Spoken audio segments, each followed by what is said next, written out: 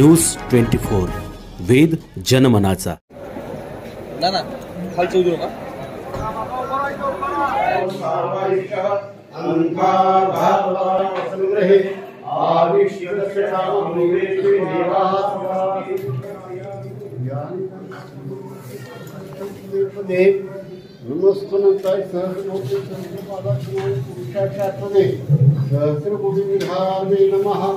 नमस्कार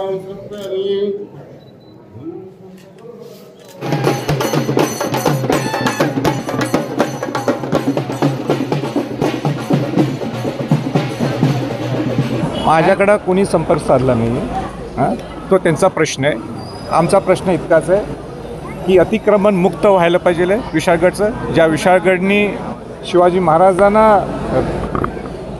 संरक्षण दिलं आणि शिवाजी महाराजांना अभिवादन करण्यासाठी वंदन करण्यासाठी आमची जाण्याची जबाबदारी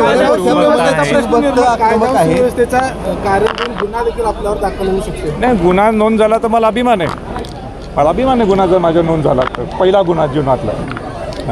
पण जबाबदारी ही प्रशासनाची। हजारो शिवभक्त आहेत, त्या सगळ्या कार्यकर्त्यांना काय आव्हान कराल? कारण आक्रमक शिवभक्त झाले। सगळे शिवभक्त विशाळगडवर छत्रपती शिवाजी महाराजांना वंदन अभिवादन करायला निघाले।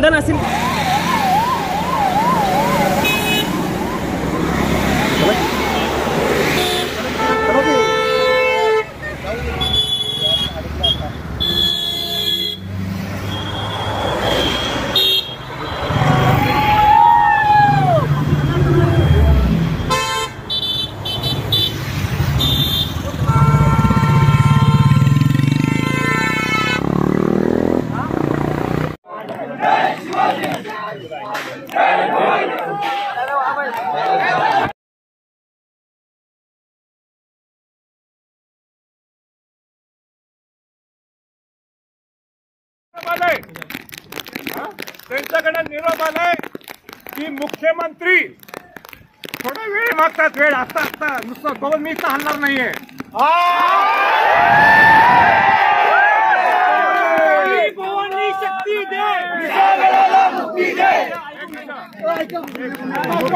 मुख्यमंत्र्यांचा निरोप आता मला आलाय जिल्हाधिकाऱ्यांच्याकडून की आम्हाला थोडा वेळ द्या। बैठक लावली आहे तिने तिथं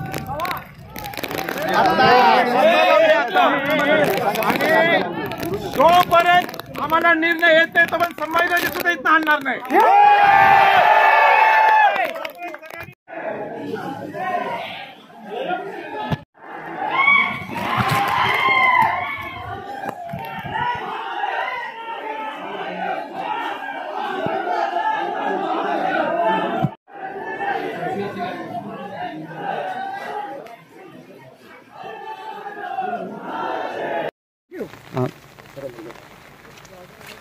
चला नेटवर्क जाणून बुजून घालवलंय।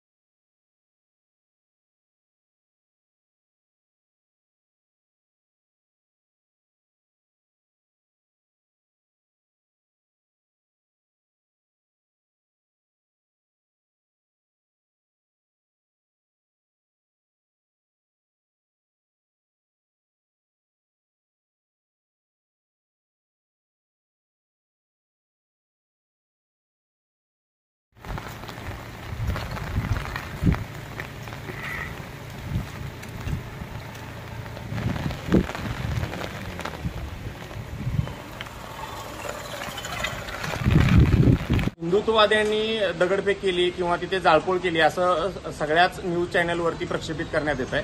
तर मला लगेच खुलासा करणं गरजेचं आहे की 4 दिवसापूर्वी कोल्हापूर जिल्ह्यातल्या सकल हिंदू समाजाच्या वतीनं सगळ्या संघटनांनी एकत्रित येऊन एक प्रेस कॉन्फरन्स केली होती आणि आजच्या आंदोलनामध्ये सगळ्या संघटनांचा कुठेही समावेश नाही आहे आणि आम्ही याच्यामध्ये सम्मिलित होणार नाही असं जाहीर केलं होतं। आणि आज सर्व शिवभक्त छत्रपती शिवाजी महाराजांना अभिवादन करायला वंदन करायला विशाळगड किल्ल्यावर आले होते। विशाळगड किल्ला हा विशाल आहे या विशाळगड किल्लाचं असाधारण महत्त्व आहे. या विशाळगड किल्ल्याने खऱ्या अर्थाने छत्रपती शिवाजी महाराजांचं रक्षण केलं, स्वराज्याचं रक्षण केलं आणि आपल्या राजधानीमधलं एक राजधानी ही विशाळगड होती. आणि अशा ठिकाणी ज्या पद्धतीने अतिक्रमण झालेले गलिच्छ पद्धतीने हे कोणी खपून घेऊ शकत नाही. जे मद्यपान असेल, पत्त्याचा डाव रचून खेळत असतील, अनेक प्रकारे काय काय विचित्र प्रकार सगळं त्या किल्ल्यावर चालत असेल. तिथं कत्तलखाना इथं होता आणि अशा ठिकाणी शिवभक्त निश्चितच तो आक्रोश त्यांच्याकडे अनेक वर्षापासून आणि तो आज आक्रोश त्यांनी दाखवून दिला. पण थोड्या गोष्टी घडल्या, मी मान्य करतो, पण मी त्या शिवभक्तांना पूर्ण दोषी असं म्हणू शकणार नाही. हे जर सरकारने निर्णय पूर्वीच घेतले असते, पूर्वीच दशकाच्या अगोदर घेतले असते, अनेक दशकाच्या अगोदर घेतले असते, तर हा विषयच आला नसता.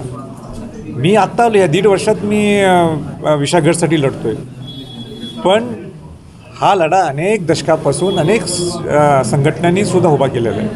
मी निमित्त आहे नुसतं, आणि म्हणून तुम्हाला तो आक्रोश शिवभक्तांचा दिसला असेल. ठीक आहे, तर मी तर काय बोलणार ना. जर काय सरकारला वाटत असेल की कोणतरी गुन्हेगार आहे, तर पहिला गुन्हेगार मीच आहे.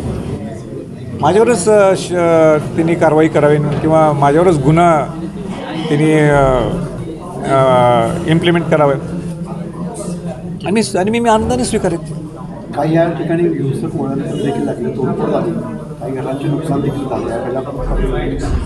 गजापूर परिसरामध्ये काही घरांचे नुकसान झालं, लोकांनी आरोप केले. माझ्या कानावर सुद्धा आलेले आहे. माझा प्रामुख्याने हेतू हाच होता की जे काही अतिक्रमण वर किल्ल्यावर आहे किंवा किल्ल्याच्या पायथ्याला आहे ते निघावं. पण हा आक्रोश जो निर्माण झाला हा होऊ नये ही माझी प्रामाणिक इच्छा होती पहिल्या दिवशीपासून. सरकारने हा निर्णय लवकरच घेतला असता तर हा विषय आला नसता. पण असो, आता जे झालं ते झालं आहे. त्याच्यावर आपण काय मी आणि काय त्याच्यावर भाष्य करण्यापेक्षा ते हे वातावरण दुरुस्त कसं करता येईल याच्याकडे सगळ्यांनी आपण लक्ष घालावं. आता आंदोलनानंतर सरकारकडून काय उत्तर आलेला आहे, काय उत्तर आलेलं आहे? तिथं नेट नसल्यामुळे मला प्रत्यक्ष तिथं जाऊन मुख्यमंत्र्यांशी बोलता आलं नाही, कारण का मी त्या एकदम डेंजरस पॉईंटवर उभा होतो. किल्ल्याचं रक्षण करत होतो मी आज. म्हणून जिल्हाधिकारी त्यांच्याशी बोलले जाऊन जिल्हाधिकाऱ्यांनी त्यांना परिस्थिती समजून सांगितली की अतिक्रमण तर आहेच, पण आज जर आपण निर्णय घेतला नाही तर परिस्थिती आपल्या हातातनं बाहेर जाऊ शकते. आणि म्हणून मग मुख्यमंत्र्यांना सुद्धा तो निर्णय घ्यावा लागला, सरकारला निर्णय घ्यावा लागला. आता तो निर्णय त्यांनी अंमलात आणावा. उद्याच्या उद्यापासून कोणती खो घालायचा प्रयत्न करेल ते तुम्ही त्यांच्या मंदनीत म्हणजे अडकू नका. जो निर्णय तुम्ही घेतला आहे तो निर्णय ताबडतोब इम्प्लिमेंट करा. तुमचं शिवभक्त जसं आज कौतुक करतात तसं याच्या पुढे सुद्धा शिवभक्त तुमचं कौतुक करतील. 2 वेगळे आंदोलनं विशाळगड अतिक्रमण अनुषंगाने विशाळगडाजवळ होते. त्याच्या अनुषंगाने योग्य तो बंदोबस्त देखील पोलीस दलातर्फे ठेवण्यात आलेला होता. त्याचबरोबर जे आयोजक आहेत त्यांना देखील वारंवार प्रशासनातर्फे विनंती करण्यात आलेली होती की हे आंदोलन त्यांनी मागं घ्यावं. शासन स्तरावर याचा पाठपुरावा सुरू आहे व ते प्रकरण न्यायप्रविष्ट आहे.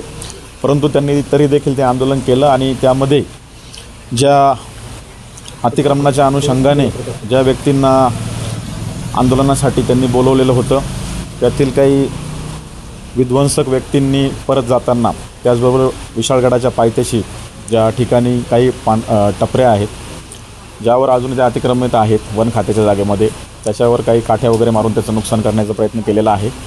त्याचबरोबर हे आंदोलन संपल्यानंतर परत जाताना गजापूरच्या पुढे ते विशाळगड या दरम्यान एक मशीद, त्याचबरोबर काही घरं ही विशिष्ट समाजाची हेतू ठेवून त्यावर दगडफेक करणे किंवा जाळपोळ करण्याचा प्रयत्न केलेला आहे.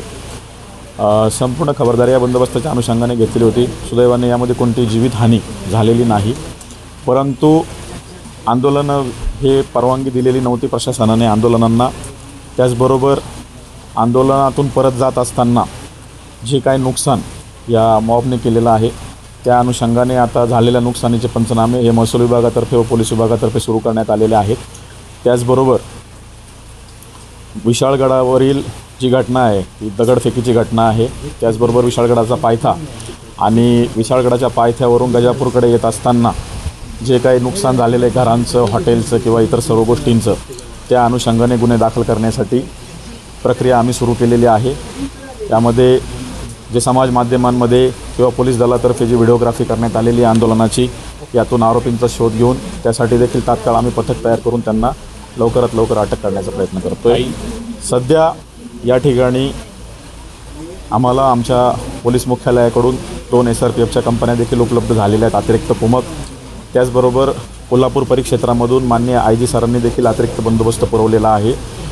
त्याचबरोबर संपूर्ण कोल्हापूर जिल्ह्यामध्ये देखील आम्ही बंदोबस्त लावलेला आहे की या घटनेची प्रतिक्रिया कुठे उमटू नये व शांतता राहावी.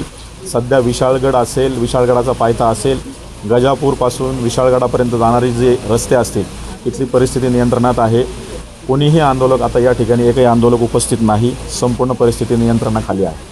काही आयडेंटिफाय झालेले लोक त्यांच्यावरती काही लोक आयडेंटिफाय झालेले आहेत. ज्या लोकांनी फूस लावलेले आहेत ते देखील आयडेंटिफाय झालेले आहेत. यामध्ये त्यांच्यावर कडक जे पण कारवाई करणं शक्य आहे कायदेशीर ती प्रशासनातर्फे, पोलीस प्रशासनातर्फे केली जाईल. आपल्या माध्यमातून नागरिकांना मी फक्त एकच आवाहन करेल की हे दोन्ही आंदोलनं सदर संपलेली आहेत. सध्याची कोल्हापूरमधली, त्याचबरोबर विशाळगड, त्याचबरोबर शाहूवाडी तालुका इथली परिस्थिती नियंत्रणामध्ये आहे.